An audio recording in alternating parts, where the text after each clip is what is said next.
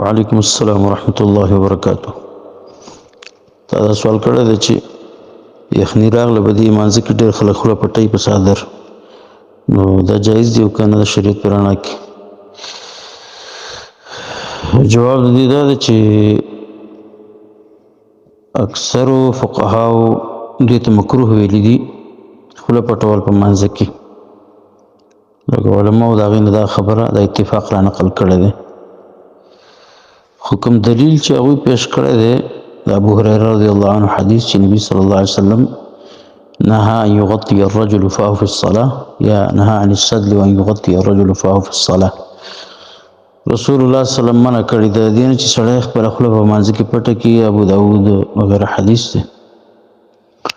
او دې حدیث ته ځینې علماو خو صحیح ویلی دی، حسن ورته ویل لکه شیخ الباني رحمه الله، خو په حقیقت کې دا حدیث چې کوم دی نو د دې په سند کې الحسن بن ذکوان دی چې هغه مدلس دی او په عن سره دا روایت کړی دی، او کوم ځای کې چېرته صراحت موجود نه دی د سماع او تحدیث، نو دا حدیث چې کوم دی نو دا ضعیف دی. همدغه یو حدیث دی دې مسله کې او هغه هم صحیح نه دی سندن. او د عبدالله بن عمر نوم د مصنف ابن ابي شیبه کې یو اثر را نقل دی، خو هغه سند کې عبدالله بن عمر العمري دی، هغه ضعیف دی. داسې نورو تابعین و غیره هم را نقل دي، خو اکثر سندونه کمزوري دي. ما چې پخپله باندې وکتل مصنف کې، خو دې فقهاو چې کومه خبره کړې وي خو بنیاد دا خبره ده هغه صحیح نه ده، بنیاد مضبوط نه دی، بل هغوی مکروه ورته ویلي. مطلب دا دی چې ښه دا ده چې انسان ته ځان وساتي. د امام ابن الاثیر وجه دا بیان کړله د حدیث کې چې د عربو طریقه هم دا وه چې هغوی به دا پټکۍ په سر کړو، نو دا باقي حصه به د خوله باندې راتاو کړه، خوله به یې پټه کړله.